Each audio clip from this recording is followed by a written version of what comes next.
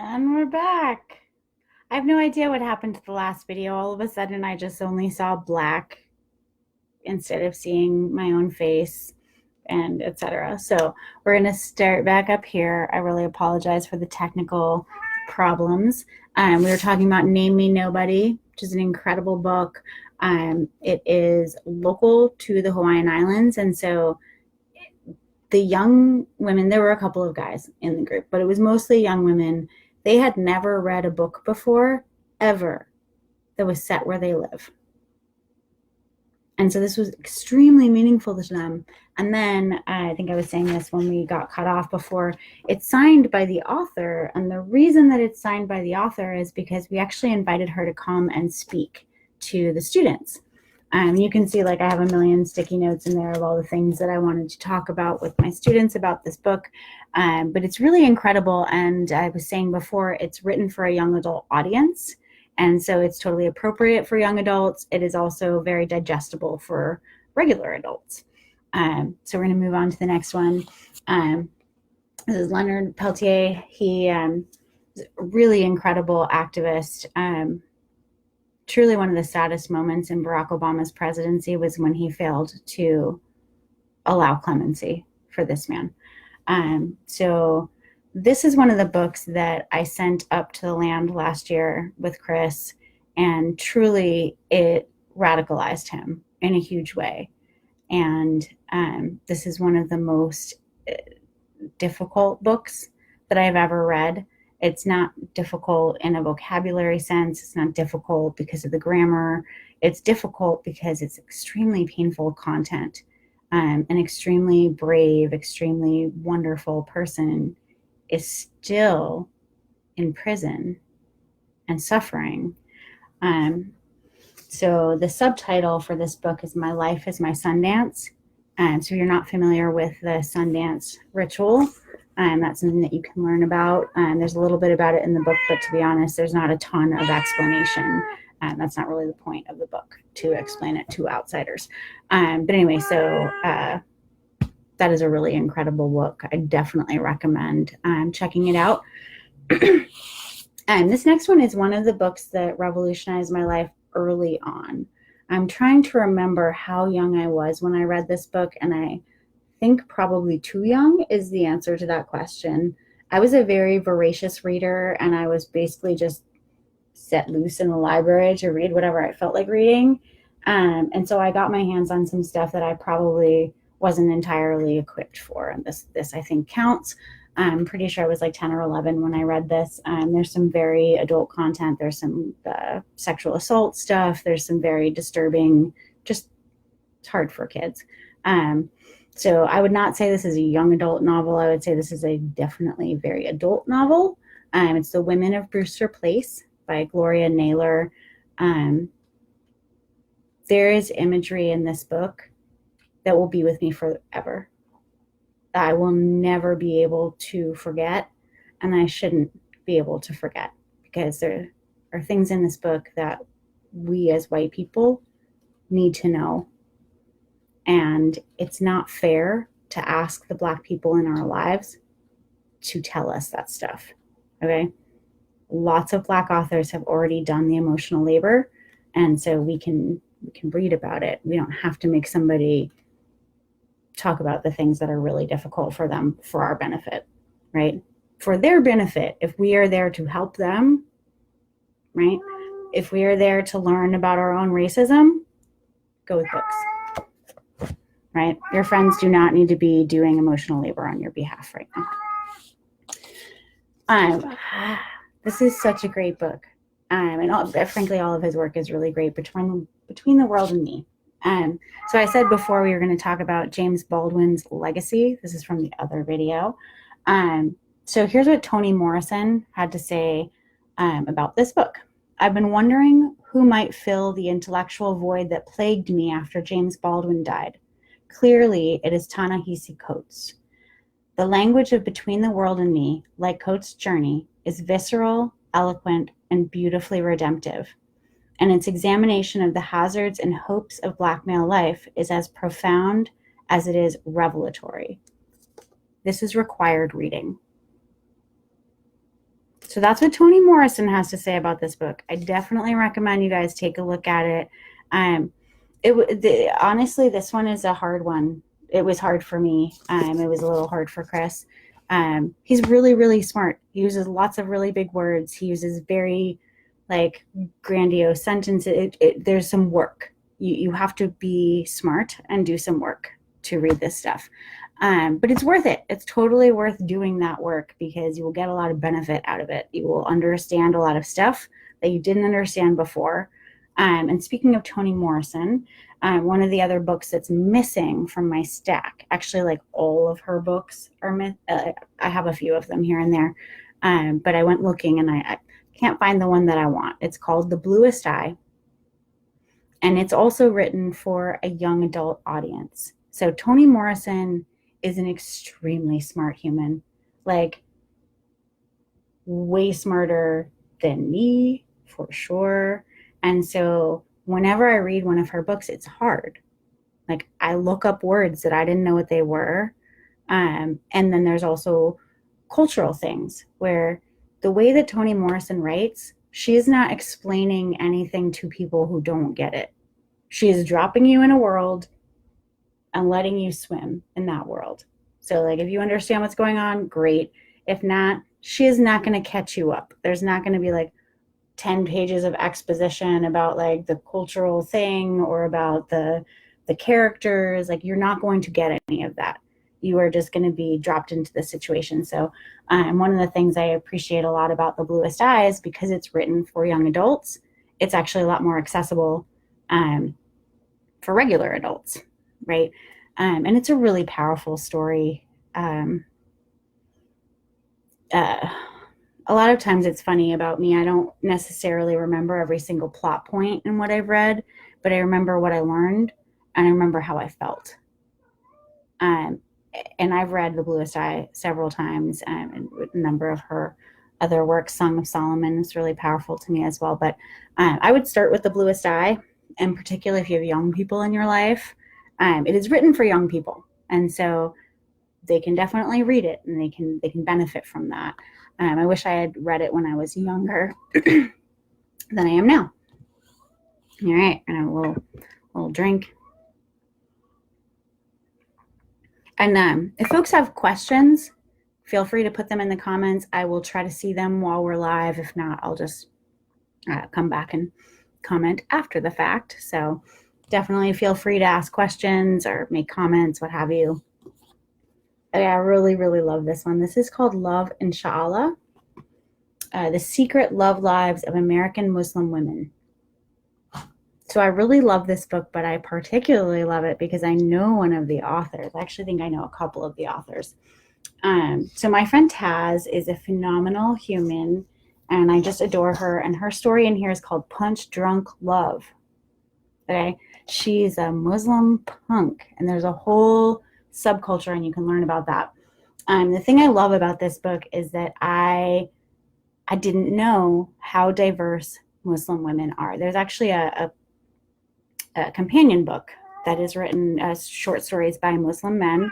I have to say I haven't read that one because I don't know the authors. And I bought this because I really adore Taz, and I think she's very smart, and I love to read everything that she has to say. And she has a phenomenal podcast as well. Anyway, Love, Inshallah, it really showed me that the stereotypes that we are told about who Muslim people are, and particularly who Muslim women are, not accurate. Like, not even close. They're so much more diverse. There's so much more depth. I had no idea. I was really ignorant, and this book helped me a lot. So, Love, Inshallah, really, really excellent. All right. So, the author of this book is a white dude. I'm just going to go ahead and say that. A white dude wrote this book. Sometimes white people have decent things to say, and this guy, this is a fat book, you guys. And as you can tell, found a lot of value from it. So Romeo Dallaire, he was in charge of the United Nations mission in Rwanda.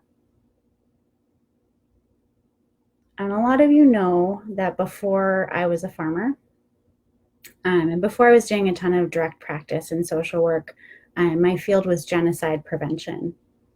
So I know a lot more about genocide than most people would like to know. And this is one of the books that changed everything for me. It's called Shake Hands with the Devil. And it talks about how little we value human life. It talks about how painful it was for him to be in Rwanda and to not be able to intervene on behalf of human life. To be in Rwanda and to know that the United Nations had telegrammed him that there's no oil there, there's only people. So, so yeah, this is written by a white person, but it is still a really important story to tell. And only this man can tell this story because only he lived this experience. So again, it's an intense story. He got severe PTSD. I met him once, and you could just see in his eyes, he was destroyed. He was a shell of a person because of the cruelty that he had seen. And not only just seeing the cruelty, but being in a position to intervene and not being allowed to intervene. So this is a really powerful story to read. Shake Hands with the Devil. It'll take you a while, I'm not gonna lie. And you'll probably have to take crying breaks because there's it's so brutal. But this is the world we live in. It's not less brutal because I don't know about it, right? This one's a little more joyful. Yay. Isabel Allende. Every single thing this woman has ever written is brilliant. So I'm showing you one book, and I picked this one on purpose because this is my go-to. It's destroyed. I've read this book a lot of times. So this is the stories of Eva Luna. So she has another book that's called Eva Luna, and it is about a character that's a storyteller. So the cool thing about this book is that these are the stories of the storyteller from the other book, right? So it's got these really, she's an incredible writer. And if you speak any Spanish at all, it's really worth trying to read it in Spanish. You won't understand most of it because she's too brilliant. But if you speak any Spanish at all, really try to read it in Spanish because it's brilliant and beautiful in English, but it was written in Spanish. And so it's going to be ever that much more brilliant and beautiful there. The House of the Spirits, it was the first introduction that I ever had to Isabel Allende. And, and fun fact, she's the niece of Salvatore Allende. And so the House of the Spirits is actually a fictionalized version of what happened to her family. Cool stuff. Okay, I only have 6 books left. Oh, and one more that I want to talk about that I don't actually have the book for. Okay, this is another white people book.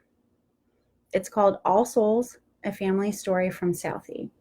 So you might be able to tell from looking at me, my family's background is Irish. You could maybe tell.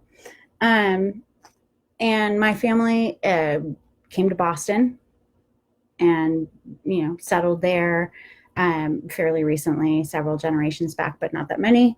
And I've often felt really embarrassed to come from Boston, particularly when I had moved out of Massachusetts and was doing a lot of racial justice work, and I was engaging in really diverse communities. People were not happy, not excited, not enthused, and definitely taking a few steps back when they realized that I came from Boston, because Boston has this really bad reputation for being a place with some fucking racist ass white people. And I am not about to say that that's not true. Okay. I'm not, there are some very fucking racist people where I come from. But this book is about a white Irish family in South Boston, what it was like for them growing up with their brothers and sisters.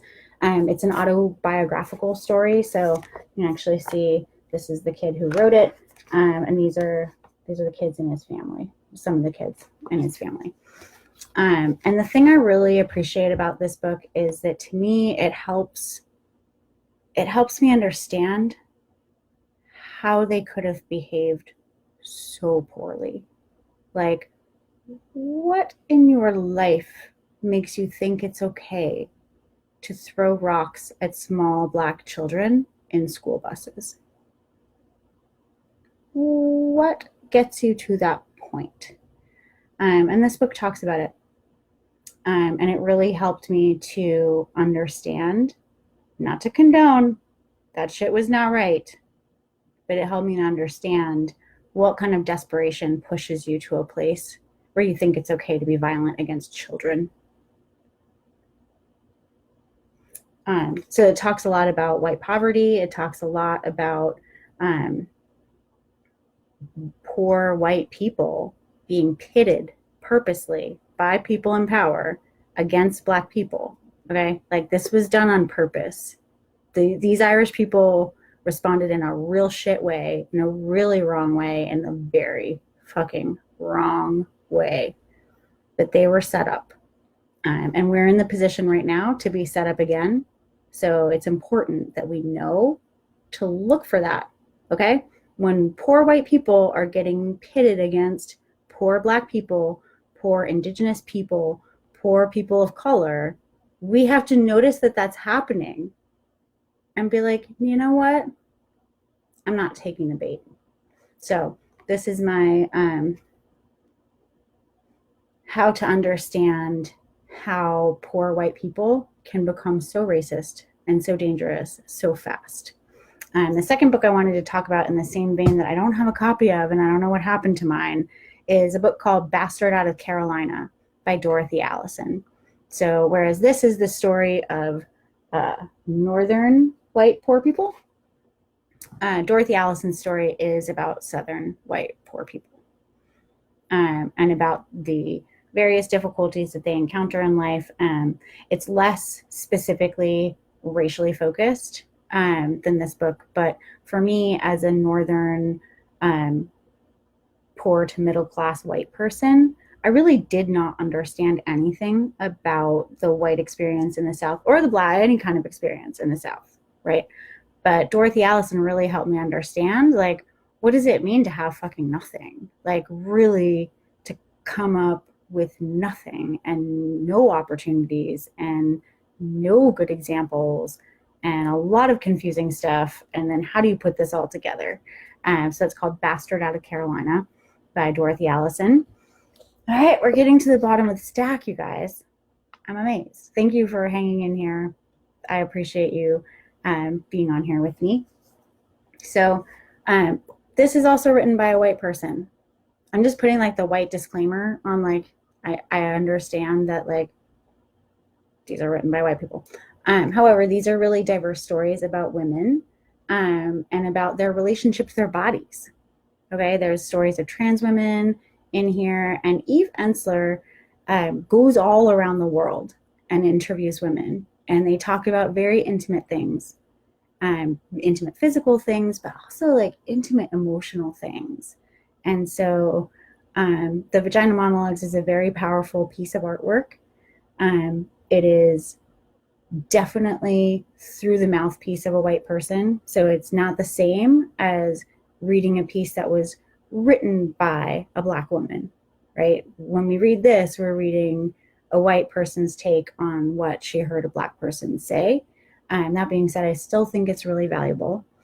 And there's a lot of diversity of experience in here, generally speaking. So I wanted to include that in the stack. And the last one is, I almost didn't include this one, you guys, because it's kind of a trashy novel. But it's called White Girl, That White Girl. That's actually That White Girl, by J. Love. And honestly, I bought this in an airport and it was a while ago. It was a really long time ago, actually, that I bought this one. Um, and it's about a white girl who is friends with a lot of Black and Latina people.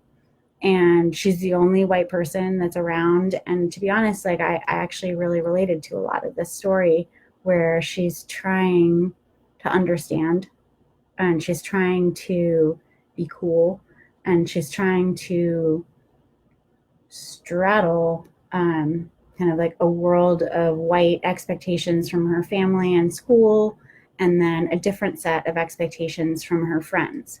And I didn't grow up in quite as gritty of an environment as she describes, but I definitely had that feeling of like, I don't really understand how I fit in here, and I don't feel like I fit in any of the places.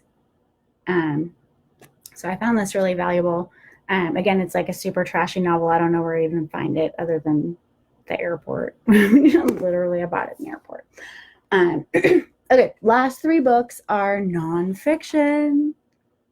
So mostly I think reading people's stories is going to always tell you a lot about humanity. It's going to make you better and it's going to make you understand like some human that's not me has this other experience, and then we're better because we understand a little bit. We get to try on a little bit of what their experience was like. So my last three are this is Viktor Frankl, Man's Search for Meaning. So when I was in grad school, I was really into Viktor Frankl and I was really, really into Maslow. Okay, so Maslow has like the hierarchy of needs. So like, you know, first you deal with like food insecurity, and eventually you deal with like love and, you know, like self-actualization and stuff. But like until you have food in your belly, Maslow says you can't really worry about stuff like God or stuff like personal development, like that stuff comes when you have your physical needs met. So Viktor Frankl said the opposite. He was interned in a concentration camp, and that had a huge impact on his life and his philosophy of life. And he pretty much had Maslow right on its head and said, actually, when you don't have food, you don't have basic security, all you have is that search for meaning. All you have is your spirituality. All you have is that grit and self-determination inside yourself. So I really love this. I think Maslow and Frankl are both right. And I used to have a great fantasy about writing an extremely long paper comparing and contrasting the two of their life experiences and how that led to what they believed in terms of their philosophy. Luckily now I'm a farmer, so you guys probably won't ever have to read that paper because it would have been long. Like it was going to be, yeah. Viktor Frankl, Man's Search for Meaning. Okay, last two. This one is also a friend of mine, an incredible thinker and activist, and someone who really inspires me personally and has taught me a lot of things and just been a really good example for me. So Steve Phillips has written this book called Brown is the New White. The subtitle is How the Demographic Revolution Has Created a New American Majority. So this book is about the changing demographics in America. So minority is not actually a great and accurate term. And as we move forward, it is going to get less and less accurate. And that's awesome because we need a more diverse America. We need more people of color in positions of power. We need, like, we're just better when we're more diverse. And so this is really exciting. And this book is about how to harness the power of the new American majority for electoral gains. Okay. So if, you know, white people are in the majority and then they're all voting for white people and for practices and policies that are bad for everybody else who isn't white, that sucks. That's how we get into a big, fat, stupid dumpster fire that we have right now. But the fun thing is that if campaigns and candidates can actually speak to the new American majority, they can win. So we're talking about Black and brown people and progressive white people. So this is a really great book. It's got a lot of actionable stuff in it, and it's not that long. Like, you can read it really quickly. And Steve Phillips is just an absolute national treasure. So even if you're not going to read it, just buy the book because Steve is awesome. But do read it. Buy it and then read it. Good stuff. All right, last one. Save the best for last. So you guys might have already seen this. It's called The New Jim Crow. It's by Michelle Alexander. And this is a nonfiction book.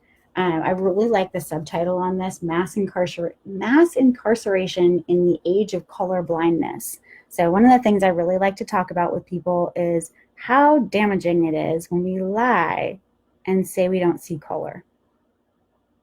So this book goes into sort of on a larger structural level. Color blindness really makes it easy for us to not see when our systems are racist. Okay, and our criminal injustice system is hella racist. It's a super racist system. It has every single stage of the game turns out worse for Black people. Okay, like, there's no statistics, there's no like magic behind it. It's fucking racist. Okay, and this book goes through a lot of why and how we can confront it. So there are a lot of other books that I probably could have brought forward for you guys and talked about. My bookshelves are just a hot mess right now, the holes everywhere from me grabbing these books. But I really just wanted to share with you that there are a lot of ways to get this information that isn't going to hurt anybody, that isn't going to take anybody's time, that isn't going to take anybody's emotional energy. Like, these authors, they already did the work, right? They already did the work. And so if we can go to these sources and read up, then like if we do have a question later, we're not starting from square one with somebody. We're like, hey, I'm thinking about this.